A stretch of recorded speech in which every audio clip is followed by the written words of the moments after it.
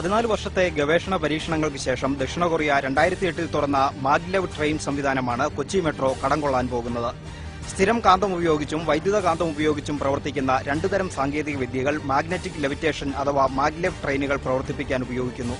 കാന്തിക ശക്തി ഉപയോഗിച്ച് പാളത്തിൽ തൊടാതെ അതിന് തൊട്ടുമുകളിലൂടെ ട്രെയിൻ മുന്നോട്ട് കുതിക്കുകയാണ് ചെയ്യുന്നത്. 581 കിലോമീറ്റർ വരെ വേഗത്തിൽ പോകാൻ മാഗ്ലെവ് ട്രെയിനിന് സാധിച്ചിട്ടുണ്ട്.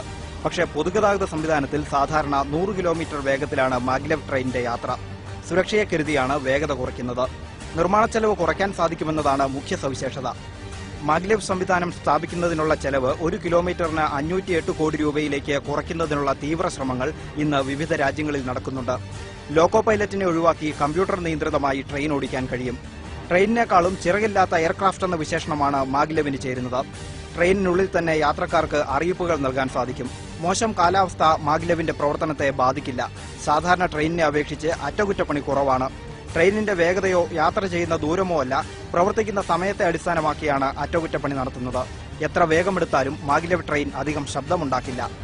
അന്തരീക്ഷ മലിനീകരണം ഇല്ലാത്തതിനാൽ ഇത് ഏറ്റവും പരിസ്ഥിതി സൗഹൃദമായ യാത്രാ സംവിധാനമാണ്. ഒരു ദശാബ്ദത്തെ ചരിത്രത്തിനിടയിൽ 3 അപകടങ്ങൾ മാത്രമാണ് മാഗ്ലെവ് ട്രെയിനുകൾ സൃഷ്ടിച്ചത്. ഇതിൽ ജീവഹാനിയുണ്ടായത് 2006 ജർമ്മനിയിൽ നടന്ന അപകടത്തിൽ മാത്രം. അറ്റകുറ്റപ്പണിക്കായുള്ള ട്രെയിനുമായി കൂട്ടിയിടിച്ചുണ്ടായ അപകടമായിരുന്നിത്.